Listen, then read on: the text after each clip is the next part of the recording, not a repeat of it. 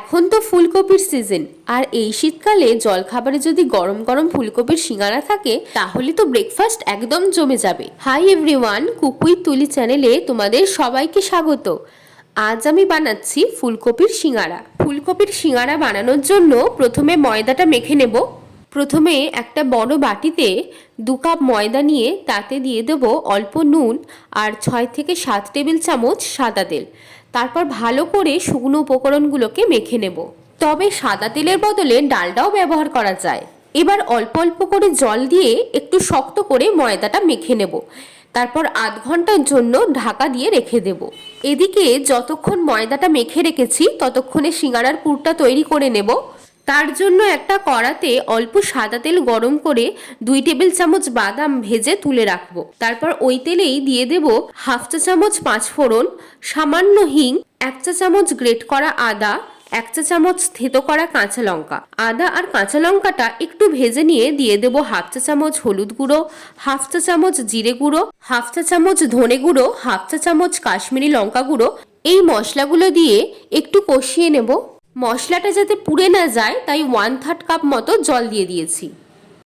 এবার এই মশলার মধ্যে দিয়ে দেব একদম ছোট ছোট করে কেটে রাখা আলু আর ফুলকপি। তবে ফুলকপিটা আমি আগেই নুন জলে ভাপিয়ে রেখেছিলাম।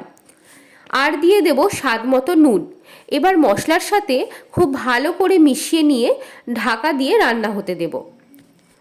আলু আর ফুলকপিটা সেদ্ধ হয়ে গেলে গ্যাসের ফ্লেমটা মিডিয়ামে রেখে একটু ভাজা ভাজা করে নেব।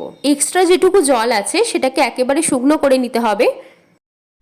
এবার নামানোর সময় 1/3 চা চামচ ভাজা জিরে গুঁড়ো, বাদাম ভাজা আর ধনে পাতা কুচিয়ে দিয়ে ভালো করে মিশিয়ে নিয়ে নামিয়ে নেব।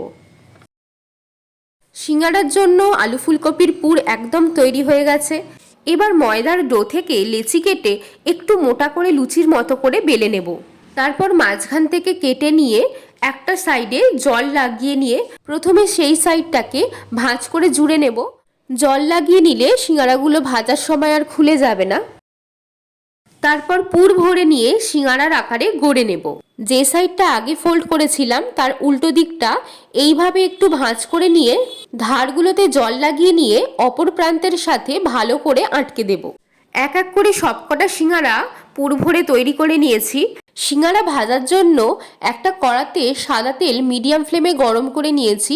তেলটা একটু গরম হয়ে এলে গ্যাসের ফ্লেমটা লো টু মিডিয়ামে রেখে সব সিঙ্গারাগুলো ভেজে নেব। সিঙ্গারাগুলো গোল্ডেন করে ভাজা হয়ে গেলে নামিয়ে নেব। এই ফুলকপির সিঙ্গারা খেতে দারুণ হয়েছিল। তোমরা অবশ্যই একবার বানিয়ে দেখো। আশা করি তোমাদের অবশ্যই ভালো লাগবে।